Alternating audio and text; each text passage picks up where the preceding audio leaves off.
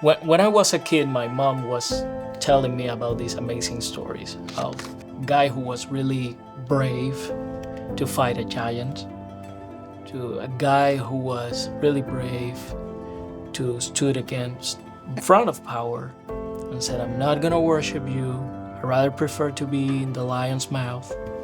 What I was hearing in those stories was not only the bravery of the men, but also the big God that they have.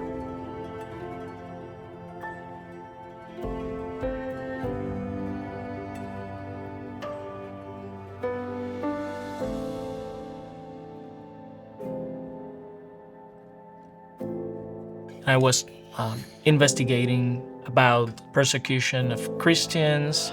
Families have had very bad experiences when their kids say, I'm a Christian, and they get maybe bullied at school, and the family says, well, I'm taking my kid out of school and I'm gonna teach it at home. And the government says, no, your kid is not yours, your kid is ours. And they just put them in jail. I remember once I went out of the house, and in the middle of the street, a car with no plate stopped. They forced me to go inside the car, and they were harassing me in a house. The political police mentioned that they can take Caleb away from us because I was a counter-revolutionary, because I was just investigating and speaking truth. And they put a target over me and my family. When I think about Christianity on the island of Cuba, in 2015, I had the opportunity to go to an exhibit that the Museum of the Bible did in the Havana Cathedral.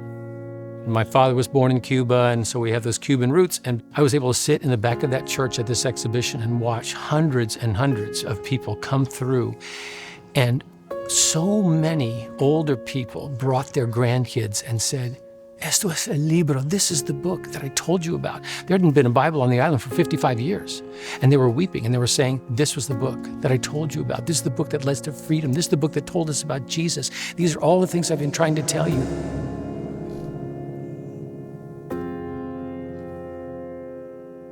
If we go to exile, we're going to do it as a family.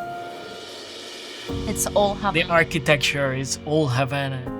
And well, I can't go back, so this is the best I'm gonna have. Yeah. Family, I always say, is the first homeland, especially for those who doesn't have a homeland. Which gives you an idea of, when we went to the school and we see life-wise, we're like, oh, wow. Where do I sign? Where I want to sign? Yeah. Where is it, The extraordinary gift of freedom that God has given us. I mean, it's a thing in Cuba that we've lost.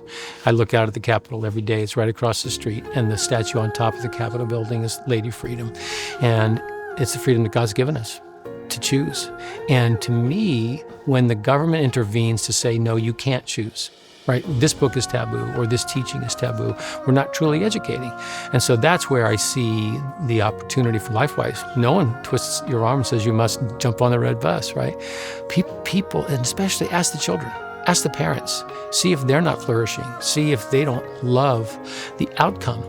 Education is outcome-based, and the very word education is to draw out that which is within.